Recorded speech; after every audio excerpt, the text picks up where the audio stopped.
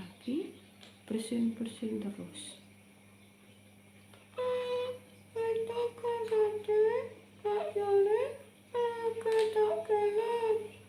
Iya, tenggorokan Kak Yuli tuh rasanya gatal.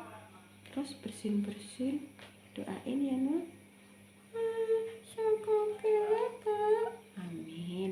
Terima kasih doanya Nur. Kamu juga jaga kesehatan.